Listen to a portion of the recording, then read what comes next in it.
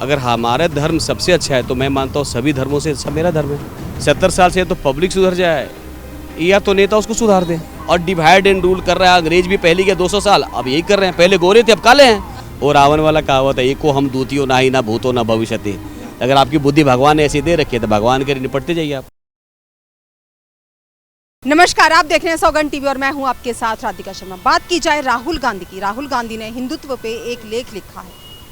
इंसानियत को जो है उन्होंने धर्मों से ऊपर रखा है। उन्होंने बोला है जो इंसानियत को समझे वही हिंदुत्व है। तो आइए बातचीत कर लेते हैं कि जिस तरह से उनके लेख की सराहना हो रही है, क्या वाकई में इंसानियत को ही हिंदुत्व समझना चाहिए? क्या कहेंगे? नहीं, राहुल गांधी ने अगर बोला इंसानियत हिंदू है तो ये बात सही है, क्योंकि हमारे धर्मों में लिखा है नर सेवा नारायण सेवा। तो सही में अगर इंसानियत सबसे बड़ी है तो मैं चाहता हूँ कि अगर सभी धर्मों के लिए लागू हो, कि ऐसा नहीं हो कि और मैं सबसे पहले धर्म ही ऊपर हो। जैसे अब बहुत सारे धर्म हैं हमारे, जैसे मुस्लिम है, गुरुद्वारे वाले जो क्रिश्चियन है, या पंजाबी धर्म है, धर्म तो ये खालसा पर, तो लोग अपने धर्म को ज़्यादा बाद में इंसानियत मानते हैं। अगर हमारा धर्म सबसे अच्छा है तो मैं मानता हूँ सभी धर्मों से अच्छा मेरा धर्म है। अगर इंसानियत बहुत अच्छा है तो भाई मेरा धर्म तो सबसे ऊपर है। अगर ये तारीफ की है तो उनके लिए बहुत अच्छा है। कम से कम राहुल गांधी ये वर्ड तो बोले हैं कि भाई हिंदू धर्म जो है सनातन, हिंदू धर्म कोई नहीं है, सनातन धर्म होते हैं, उसके मानने वाले हिंदू होते हैं जो सिंधु नदी के किनारे पे थे, उसको इसलिए हिंदू कहते हैं। तो अगर हमारा धर्म सबसे अच्छा है तो मैं राहुल गांधी की तारीफ करूँगा। भाई आपने कम से कम आपके मुँह से ये तो निकला कि हमारा धर्म सबसे अच्छा है, सनातनी धर्म। और धर्म में तो कहते कि नहीं जी मेरा धर्म पहले है बाद में इंसानियत है। आपने बहुत अच्छी बात वाली, हमारे धर्म में तो है नर सेवा नारायण सेवा। हम लोग पब्लिक की सेवा करते हैं, दूसरों को खिलाते हैं, तो जाहिर सी बात है तो नर सेवा नारायण सेवा अच्छा है। तो ठीक है, उन्होंने अच्छा कहा। अगर अच्छा हमारे धर्म के बारे में अगर कोई सनातन के बारे में बोले, चाहे कोई भी हमारे दुश्मन भी क्यों ना हो, अगर अच्छी बात बोले तो कोई दिक्कत नहीं है। अच्छा, अगर बात की जाए जिस तरह से बिहार में जाति जनगणना हुई है, उसमें जो हिंदू हैं उनकी ही जाति को क्यों देखा जाता है, और भी पंथ है उनकी जाति को क्यों नहीं गिना जाता? हाँ, अगर मैं इस पर बोलना चाहता हूँ कि अगर हमारे हिंदू में ही अंग्रेजों ने अगर 200 साल शासन किया तो हमारे पहले वेद पुराण में 4 ही कास्ट हुआ करते थे, राजपूत, ब्राह्मण, शूद्र, वैश्य जो भी होते थे। लेकिन अंग्रेजों ने 707 सब कास्ट बनाए शासन करने के लिए। तो डिवाइड एंड रूल तो जो अंग्रेज करके गए, छोटी पार्टी मान ली किसी भी पार्टी से निकली, मान ली कांग्रेस से निकली, चाहे किसी पार्टी से निकली, और फिर आके मिल रहे हैं, तो इसमें जनता बहुत बड़ी बेवकूफ़ है कि अगर वो कांग्रेस से निकली चाहे और फिर मैं वोट देके फिर वो आदमी उसी से अटैच हो जाए तो अंग्रेजी वाले शासन हो गए कि मैं आपको बेवकूफ़ बना के सत्ता पे हूँ। तो भाई अगर 700 सब कास्ट ने अंग्रेजी बनाया तो हिंदू में ही धर्म जात पाते, हमारे मुस्लिम में भी जात होते हैं, उसमें भी निकालिए आप। कोशिश करिए कि एक धर्म पे टारगेट क्यों। अगर आप कहते हैं कि हमारा देश धर्मनिरपेक्ष है, हर एक धर्म के आदमी रहते हैं, तो हर एक धर्म को लेके चलिए ना। हिंदू में अगर कास्टिज्म है तो मुस्लिम में भी है और कास्ट में भी है, सब में निकालिए आप। नहीं तो किसी में मत निकालिए, सब धर्म सम्मान करिए कि भाई हम सबको लेके चलते हैं।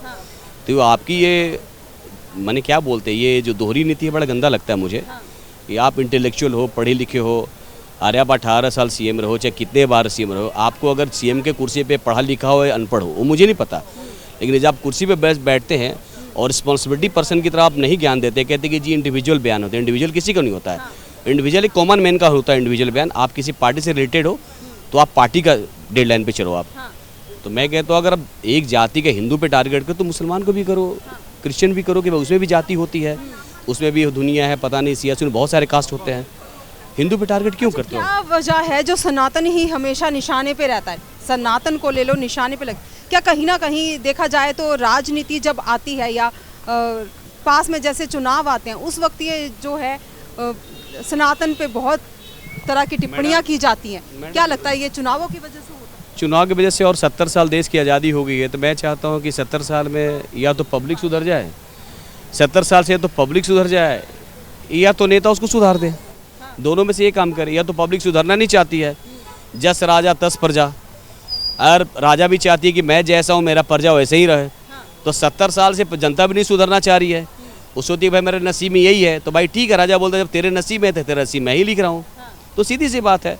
तो आप पब्लिक जैसा चाहती है, आप कह रहे हो कि आपके अगर हमारे हिंदू धर्म है कि आप जैसा करोगे प्रभु की मूर्त आपके इस कॉन्सेप्ट में आएगा। अगर पब्लिक कहती है कि मेरे कॉन्सेप्ट में मेरा नेताजी यही है, चाहे गंदा हो अच्छा, तो भाई उसका कर्म वही है, तो ठीक है, वो दे रहा हो बंदा, उसमें दिक्कत क्या है? पब्लिक 70 साल में आप नहीं बदले तो अब क्या बदलोगी जी? और डिवाइड एंड रूल कर रहा है, अंग्रेज भी पहले के 200 साल अब यही कर रहे हैं, पहले गोरे थे अब काले हैं। अच्छा, लेकिन अब वही नीति सीखी और वही नीति जो है आगे लागू कर रहे हैं। अरे पहले आप गोरे के गुलाम थे, अब काले के गुलाम है। गुलाम तो अभी भी है। आप फ्रीडम कहाँ है? अगर नेता का प्रोटोकॉल होता है, मान लीजिए आपके टैक्स के पैसा से पूरा प्रोटोकॉल अपनाया जाता है। किसके पैसा? आपके।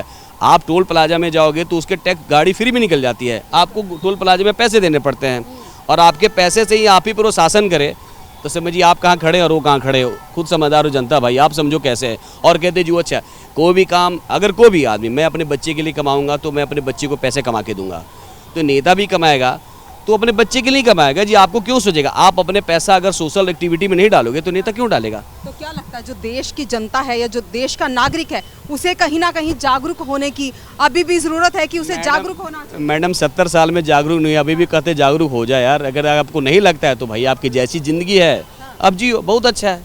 यहाँ पे तो हर एक आदमी समझदार है मैडम। वो रावण वाला कहावत है, एको हम दूतियो ना ही ना भूतो ना भविष्यति। अगर आपकी बुद्धि भगवान ने ऐसी दे रखी है तो भगवान के लिए निपटते जाइए आप। भगवान के लिए निपटते जाइए। मतलब राजनीति जो है, ये जो पक्ष विपक्ष देखा जाए, ये अपने लिए राजनीति की रोटियां सेकता रहेगा और आपको बीच में जो पीसता रहेगा, लेकिन आप पिसते जाइए क्योंकि आप सोचना नहीं चाहते। मैडम कह रहे कि आप में उतना मेंटेलिटी, आप में सोचे, आप कहते हैं कि सोचने समझने की शक्ति आप में तो है नहीं। आप 60 साल में रिटायर होते हैं, नेता 60 साल के बाद नेता बनते हैं। तो रिटायर का एक कॉन्सेप्ट है कि फिजिकली आप मेंटली और फिजिकली वीक हो, इसीलिए आप रिटायर होते हो गवर्नमेंट एम्प्लॉय से या किसी भी कंपनी से।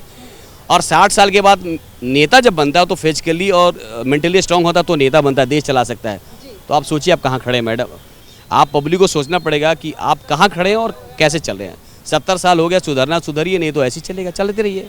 नहीं तो ऐसे चलिए जैसे चल रहे हैं। जनता को ऐसे ही चलना पड़ेगा कि एक जो है शासक है वो राज करेगा और आप ऐसे ही चलते रहिए उनके साथ साथ, जैसे वो नियम कानून। मैडम कॉन्सेप्ट चेंज हो गया। पहले तलवार के धार पे शासन किया जाता है, अब दिमाग के बाहर से शासन होता है। सिर्फ कॉन्सेप्ट चेंज है। शासन आप अभी भी गुलाम हो, पहले उसके तलवार के जोड़ पे थे, अभी दिमाग के, लेकिन कमजोर आप अभी गुलाम हो तो हो। अच्छा। अगर आप एक गलत काम करो आपके लिए सही 36 पुलिस वाले आ जाएंगे। लेकिन वीआईपी, अच्छा आप बताइए वीआईपी कल्चर क्या होता है? नेता इज अ सोशल एक्टिविटी। तो वीआईपी कल्चर कहाँ से आ गया? नेता वीआईपी कब से हो गए? वो तो सोशल वर्कर है, तो वीआईपी कहाँ से नेता आ गया? लेकिन फिर भी आपको झेलना है, तो झेलना तो झेलिए। अब हाँ, आपकी गलती और आपके ना जागरूक की वजह से आपको ये भोगना पड़ेगा। और जब तक आप जागरूक नहीं तब तक आप भोगोगे, भोगते रहोगे। जब तक आप जागरूक नहीं होते, मतलब देखा जाए तो जब तक जनता जागरूक नहीं होती, पहले जिस तरह से हमने बातचीत की और जिस तरह से बोला गया, पहले आप गोरों के गुलाम थे, अब आप जो काले हैं उनके गुलाम हो। आपकी क्या राय? अपनी राय हमारे साथ जरूर साझा करें। इन्हीं सब खबरों के लिए जुड़े रहिए हमारे साथ, देखते रहिए सौगंध टीवी। कैमरामैन अंकित के साथ राधिका शर्मा। आप देख रहे हैं सौगंध टीवी, सौगंध वतन की।